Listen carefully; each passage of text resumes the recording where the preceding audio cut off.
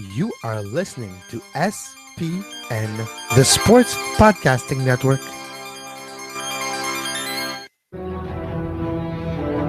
يلي من هناك لشوارزنيجر.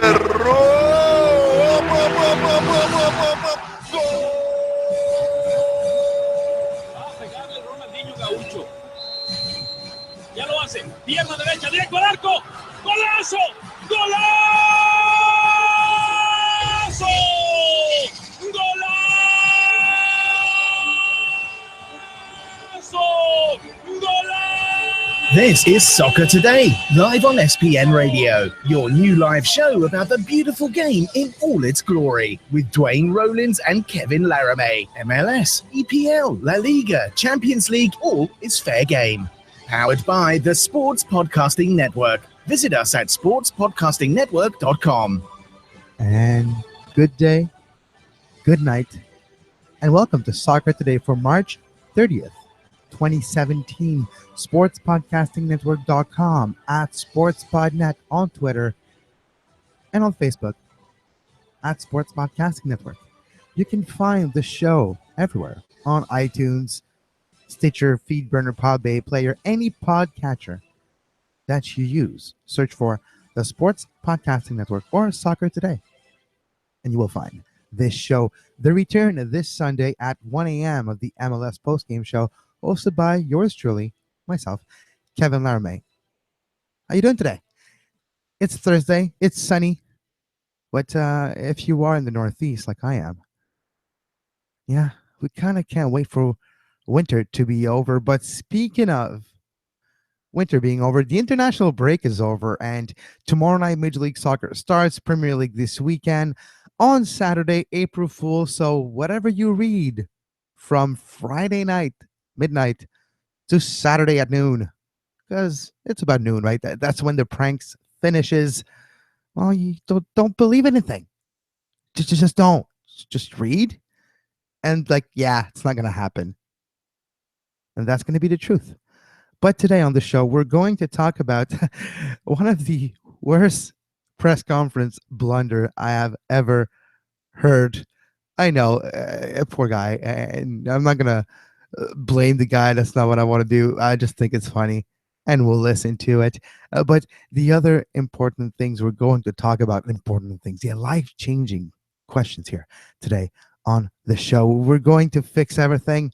We're not. We're just going to talk about the news, going to talk about what's going on this weekend, the big matchups in the Premier League and in MLS that we're going to take a look at. That's going to happen because, yeah, the international break is over, and the Leo Messi situation too. Suspended for 4 games internationally. There's only 5 games remaining for Argentina to qualify for Russia 2018 in the CONMEBOL. And Messi is in a messy situation. He's going to miss 4 of those 5. Sorry for the pun. I kind of had to. But Messi's going to miss 4 games of those 5 for allegedly spitting at the referee, and it will be I don't want to mention the words, but apparently, all right. So yeah, as you can tell, Duane is not on the show. I'm trying to get Duane in the show a little later on, so no problem here. So sorry for the distraction here. Live radio for you. But the Messi situation, we'll talk about it. But we'll start by congratulating Mike Petke, new owner of the owner. See what happens? It's early in the morning here in the Northeast. Mike Petke, new head coach of Real Salt Lake. We kind of expected it. It's official now. It was the announcement yesterday. But what really got my attention yesterday, Bastian Schweinsteiger was unveiled to the public in Chicago. And this question happened. With your addition to this team, is it a fair expectation to see a clear pathway towards a World Cup competition come out of Chicago?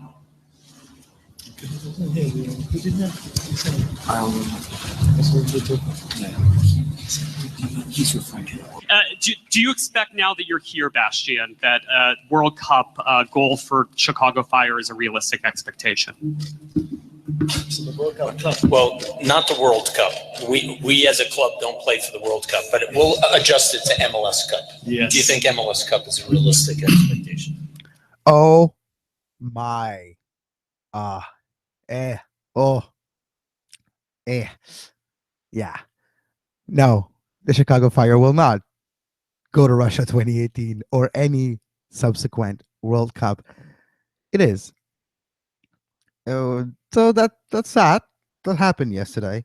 Another crazy thing that actually is happening now and hopefully will be resolved in time, and it concerns the Montreal Impact and one of their star defenders, Ambroise Yongo, which was in Belgium to play a friendly for Cameroon. And the last few weeks, Cameroon has been in the headlines for the wrong reasons. The national team, the at Fika Foot on Twitter, last few weeks they had problem at the hotel. The players were kind of held hostage, quote unquote, because of unpaid hotel bills, and the players were used as part of the tactics of the hotel to get paid, I imagine. And now Ambroise Yongo was left, forgotten in Brussels. That's a good name of a movie, like a Jean-Claude Van Damme movie, Forgotten in Brussels. And it is quite good. It would be a good movie, like Ambroise Yongo with Jean-Claude Van Damme. Anyways, let's not make fun of the situation. It's quite serious, and it could affect the Montreal Impact. Ambroise Yongo was playing, as mentioned, a friendly game for Cameroon. But he was left with no plan to return home, no plane tickets, no ways for him to get back to his club, the Montreal Impact, here in Montreal. Their next game is in Chicago versus Bastian Schweinsteiger and the World Cup contenders of the Chicago Fire. And Ambroise Yongo is stuck in Brussels. Hopefully he is back in North America sooner rather than later. But it's just another bad story, like a bad news story concerning the Cameroon Federation. And Ambroise was saying to the French and Belgian press that nobody's answering the phone, nobody's returning their call, nobody's giving him any type of ways to get back home, and he's going to have to fend for himself. And the Montreal Impact hopefully can help in the situation to get their player back home. But it's just one of those situations where it makes the federation looks really terrible once again. It makes them feel unorganized, and for a country that has just won the Africa Cup of Nation, it kind of feels Bush League, excuse the expression, but that's how it feels right now. I do feel like it's a lack of respect for what this team, that national team, has been able to do for the country. Start a feeling of belonging, a pride that wasn't seen in the last few years of the national team. That's what that team did in the Africa Cup of Nation. It's huge what they have done. And just a few months later, you forget one of your star players in Brussels. No tickets, no itinerary organized for him to get back to his club, to his home where he lives now and where he plays day in, day out. It's a lack of respect. And hopefully people will be accountable of that situation. Hopefully apologies and reprimandation is done about it, because, well, somebody has to lose their job about this, or probably because there's not be someone doing the job. Like there's probably like lack of infrastructures. I'm not aware of the day-to-day operation of the Cameroon Football Federation, but all signs point to kind of missing a guy working in the logistic department. That's what the headlines tell us. And it's unfortunate that players like Ambroise Yongo might miss a club game, an important game. Montreal Impact still hasn't won this season, but not too bad. Only one defeat, 2 draws, 3 goals scored. But Nacho Piatti won't be available Saturday, very probably. And you had other players like Patrice Bernier and Laurent Simon this week last Friday, suffered a knee injury, maybe potentially. playing for Belgium. So he's very doubtful, if not like even for sure absent this Saturday. So Ambrozo is like it could be very important, and because of the Cameroon Soccer Football Federation, at Fika Foot on Twitter if you want to follow them and let them know what you think of this whole situation. It's the least we could do. Help Ambroise. We should start a Patreon too.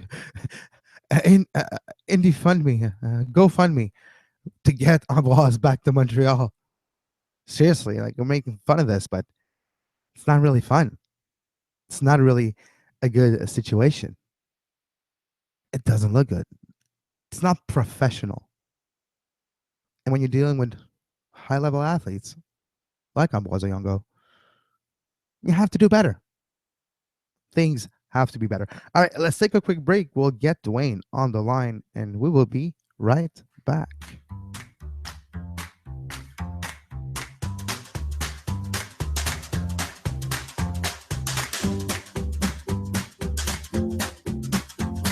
You are listening to Soccer Today, live on SPN Radio.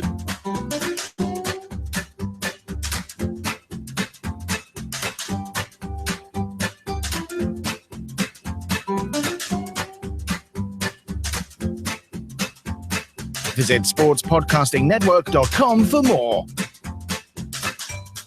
And we are back on Soccer Today. Duane is joining us as well. Duane, I was talking about the Ambroise Yongo situation, and I'll catch you up for a second. Ambroise Yongo was left stranded in Brussels after his friendly for the Cameroon Soccer Federation, for the national team. He was left there with no ways to get home because the federation didn't organize anyways for him to go home, to go back to his club. And now he's stuck in Brussels and might not be even available for the important game this Saturday, 3 p.m. against the Bastian Schweinsteiger World Cup, maybe potential contenders, Chicago Fire. Well, Joey has money. Why doesn't he go get him? Well, that's probably what's going to happen. But it's a few weeks ago, it was the Cameroon Soccer Federation having their players held up at the hostage at the hotel because of unpaid bills. So it doesn't look good on the federation. No, it really doesn't. And this is another illustration of why international football, the international breaks, there's too much of them. There's too many breaks. There's too much inconsistency with what's happening out there. And it really just is a frustrating situation. This is the first I've heard of this, Kevin, so I'm sort of reacting live to it. But yeah, it's not a good situation whatsoever. And it really does not look very good for Cameroon or their federation or really give many players much inspiration to go represent them, does it? Exactly, right? They just won the Africa Cup of Nations. How do you think those players feel? They finally brought us some sort of pride back to the national team in a country where it wasn't easy the last decade politically in the day-to-day life, and that federation, that national team brought an aspect of pride back into people's lives in the last few months. It was a big deal. It was applauded nationally. They went to the capital, they went to the parliament, they met with the politician. It was big for them. And just a few months later, if you're a player, even though it's probably like a mistake and somebody who, example, a vacant job, probably in logistic department, could explain all that. But it's still, if you're the player, if you're Ambroise Yongo or another player that was held hostage at the hotel, you feel kind of disrespect. Feel like, what does it take for me to do to feel like I'm respected by this federation? Yeah, no, I mean, look, I'll say it bluntly. What this is an illustration of what corruption does. Because I'm sure that they've made money from the African Cup of Nations. I'm sure they make money from FIFA. I'm sure that there's money out there, but someone, not the players, not the people that are actually out there, giving their blood, sweat, and tears, are the people they're not the ones getting the benefit from it, right? So obviously someone is, and that tells me that it's corruption, and that's been the problem with FIFA and been the problem across the world of football for years and years and years, Kevin. And this is just another illustration of it. Speaking of corruption, Duane, I was alluding earlier that we're going to talk about today of the messy situation in Argentina right now for the national team, suspended for the next 4 games. There's 5 games left for Argentina in the CONMEBOL to qualify for Russia and they're in a precarious position right now. So playing 4 games without Messi for an alleged spitting and very harsh words saying to a referee. Duane, is the punishment fitting of the offense, and is the timing and the length of this suspension quite maybe a little bit questionable because of everything surrounding maybe the non-qualification of Argentina for 2018? Okay, there's nothing justified about spitting, right? Like, let's just start there. True. However, Absolutely. there are many things that happen in the game of football. And I've always found that kind of funny that we as a society find spitting this like beyond the pale thing that happens out there. I mean, it's pretty gross. I get that, but is it worse than breaking someone's leg or? No, you're right. Like the pain level of the victim is physically a lot less from a spit incident than from fist to the jaw. Let's just put it that way. Get a tissue, right? Like, I mean, look, I'm not justifying it. I mean, it's wrong and it's sort of the ultimate disrespect. But at the same time, yeah, does the punishment fit the crime here? I'm not entirely sure. And it's absolutely true that if you look at Argentina's record when Messi's not in the lineup, it's not very good. Knoble is, not without the possibility of corruption before, as I said earlier, well, as you sort of applied earlier. But yeah, it's going to be very difficult for Argentina to figure this out, and hopefully they do, because I think that the World Cup and world football is lesser without Argentina in it, but they're certainly not looking very good right now. I'm actually looking right now at the upcoming fixtures for Argentina. That Messi will be missing. I have to believe appeal will be made by the Argentina Soccer Federation. You kind of have to. But Argentina, they lost 2-0 against Bolivia in the latest round, and that was quite surprising. Now they're playing in August, the next round, August 28th, and you have Argentina versus Uruguay. Uruguay at home. Uruguay now with Suarez. Suarez was involved in the latest round here, come back from his 9-game suspension for the biting incident at the World Cup. He is back with the national team, and he had a great assist on a goal, and it's not going to be an easy game there for Argentina. That's August 28th. In the same round, September 2nd, Argentina is at home versus Venezuela. Venezuela, with players of Kevin Molino, but other good players have been surprising in this tournament. And I mean, Joseph Martinez, sorry for Venezuela, not Kevin Martino. Joseph Martinez, by the way, for Atlanta is going to be missing from 4 to 6 weeks. So that's a big blow for the Atlanta United. But Argentina is going to miss Messi very much. And I kind of feel like you would think if there's a double standard sometimes because of superstars not getting the punishment. Example, Sidney Crosby in hockey taking the finger out of one player and not getting anything for it. But this time around, I think they're making an example out of Messi, and Camabols maybe has something against Argentina, and they're like, here's our opportunity to get new teams maybe qualified this year. And it's unfortunate because we might have a World Cup without Messi, and that means that Messi won't have a chance to win this trophy for another 5 to 6 years. Yeah, that becomes now a big blow to maybe the potential legacy of a Messi. Yeah, well, if Argentina doesn't go to the World Cup, Messi's not ever winning the World Cup, because I'm pretty sure, based on what we've seen over the past couple years, that if this World Cup qualifying campaign doesn't work out for him, he's probably going to step aside from the international game altogether. He already sort of did, applied it last summer at the Centenario. And, it came out last week that he was paying the entire Argentine Federation players salaries for the past couple of years. So, if you're Messi, and this sort of alludes to the first thing we said, at some point you're gonna wake up and go, what the hell am I doing this for? Yeah. Like, I have all of my legacy is made in Barcelona. So they're Why facing am I doing this? Yeah, exactly. So I mentioned they're facing Venezuela, they're facing Uruguay, they're facing Peru and Ecuador. Like all teams that without Messi, you're not necessarily a lot better than. So for Argentina, with their talisman missing for 4 out of 5 games left in their CONMEBOL journey. They're not going to be easy games, and 3 of them are on the road. Out of those 4, that Messi won't be there. It will be a difficult time for Argentina to qualify for Russia. We mentioned this still with a caveat because it's World Cup qualifying, and usually over the length of them, cream rises to the top. Argentina is more deep than just Messi, yes, but when you take the top of the pyramid out, it's harder for it to take back its shape with other pieces. Yeah, no, for sure. I mean, if you look at Sergio Aguero's record with Argentina, it doesn't match his club form, although his club form might be dropping too as well, but that's a different story. So, yeah, they're going to need someone else to step up.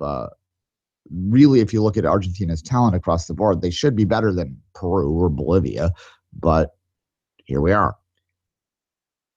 Yep, here we are. Duane, Mike Petke, RSL. We've talked about this a little bit, and last week with Brian Dunsett as well. We kind of figured that was going to happen, but now it's official. Mike Petke, the 4th head coach in Real Salt Lake's history. And good for him. And, the only caveat I'll give to that is that sometimes in Major League Soccer, it seems like like every other American league, there's this recycling thing that happens again and again and again and again. And I wonder sometimes whether some new blood, some new sort of ideas might be the way to go. But Petke's not, he's not a guy that's been there 3 times or 4 times. He's a guy this is a second chance. So we'll see how it works. I wouldn't necessarily think that he's going to solve every little aspect of that personnel problem that exists right now in RSL. I don't think RSL is very good. I don't think they're very talented. I think when your DP is Joel Plata, you're not necessarily going to be one of the top teams in this league, and I don't think Petke himself is going to fix that. But he'll probably change a little bit about how they play. Maybe now that he's coming in, they won't necessarily be stuck to the ideas that they have been in the past, and that might be a good thing for this team. Yeah, exactly. We'll take a quick break. When we come back, Duane, we'll be talking about Alphonso Davies and his dream of national team glory.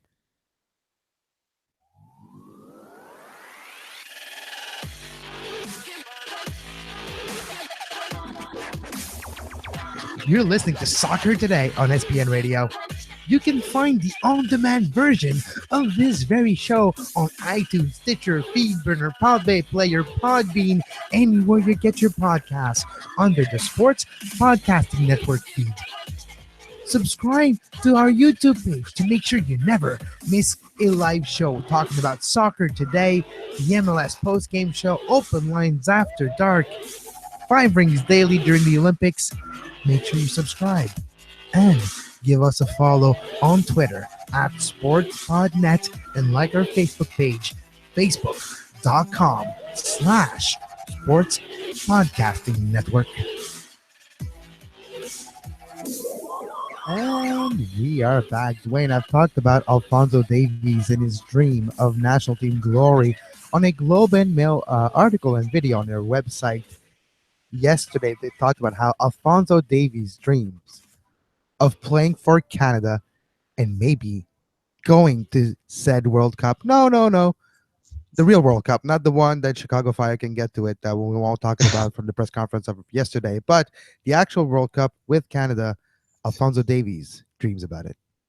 Yeah, well, we all dream of that, Alphonso, but no, look, there's been nothing out there from anyone that I've spoken to, that anyone that I know that has any idea of what's going on, that has ever indicated that Alphonso Davies is not going to play for Canada. He's played for Canada at every youth level. He continues to show up to camps and give his best for that.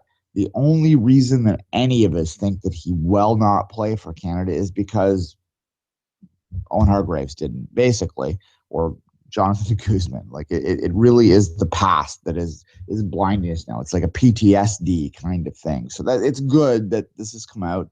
It's good that this kid who has grown up in Canada, basically, that has had all of his experiences when he is, cognizant in Canada. It's good that he's decided to represent here, because, it's kind of disheartening when players and people that have choose not to. But we just need to get him his citizenship, and I think it'll be fine. And can he bring us to World Cup glory? I don't think any one single player can. Well, maybe he's our Pulisic.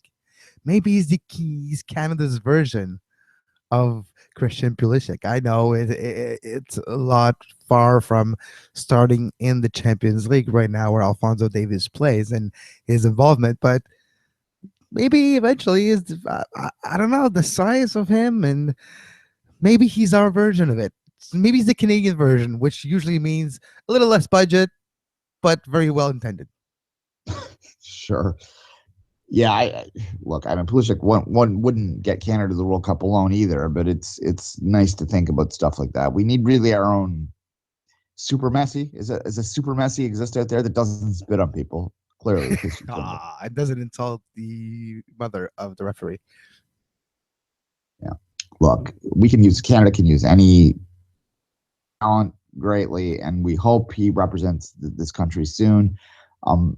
What I will say is, if you look at the next cycle and you look at the potential of having him come in, the one area that he might make the most difference in, and we never put enough priority in this in my mind, is actually getting back to an Olympics, which I think would have a great benefit for this country. And him at a under 23 level, playing against his own peers, could be very interesting, very significant, and could have great paybacks. But on a national team level, getting to Qatar is going to be such a challenge anyway that I barely want to talk about it now, because when I talk about it, it just makes me sad, Kevin.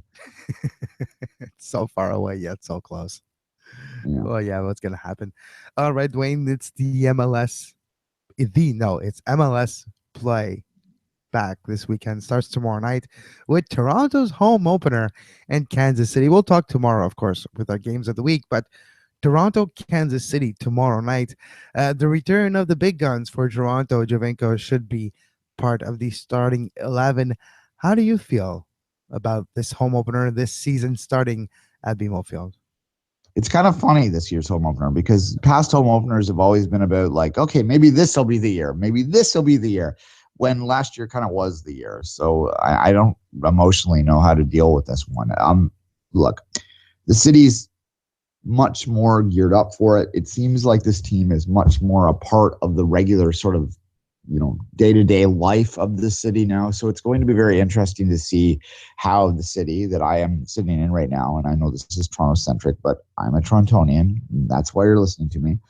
It's going to be very interesting to see how the city reacts to it tomorrow. But in terms of the actual game itself,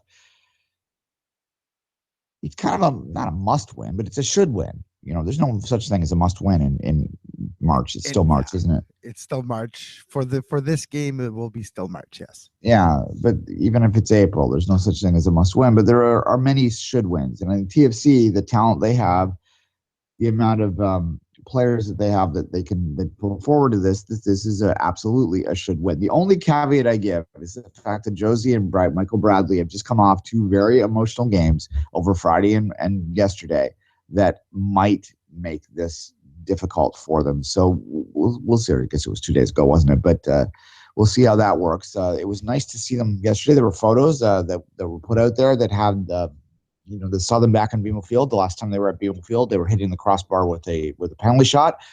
So it was kind of nice to see that, and we'll gear it up and we'll have a good day tomorrow.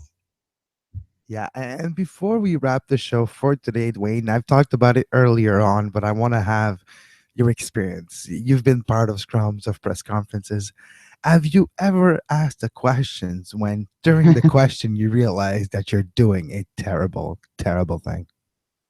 The only thing I can think of was when I was in university, I took a summer course one year, and I didn't go to it. I just partied all summer. I did whatever. And those that know me will think that that's just basically been my life. And maybe that's true. But I remember doing this presentation. It was for 50% of the grade. And I didn't do any prep on it until about an hour before the class, when I desperately flipped through, we didn't even have Wikipedia at this point. I'm aging myself, but I'm desperately flipping through it like a textbook to try and figure out something. And I got up there, and in the middle of the presentation, I realized that I was completely out to lunch.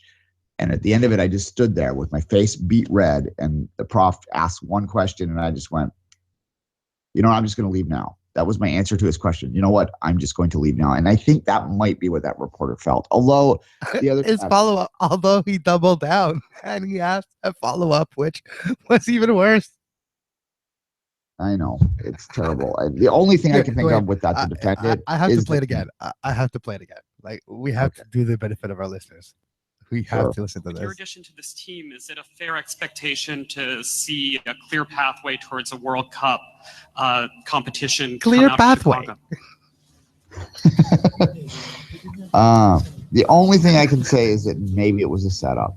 Are we sure he didn't work for Do you expect now that you're here, Bastian, that World Cup goal for Chicago Fire is a realistic World Cup expectation? goal for Chicago Fire, a realistic expectation.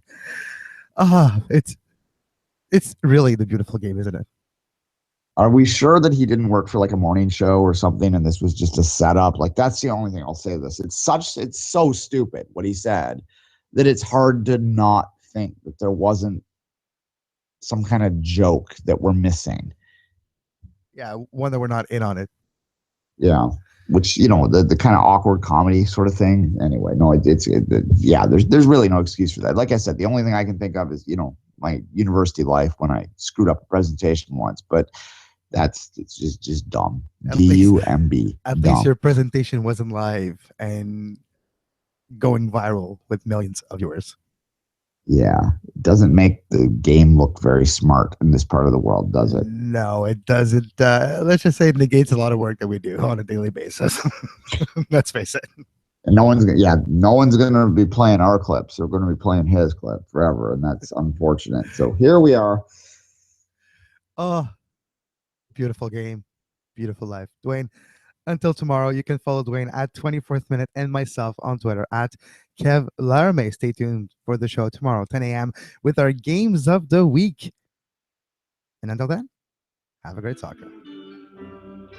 You were listening to SPN, the Sports Podcasting Network.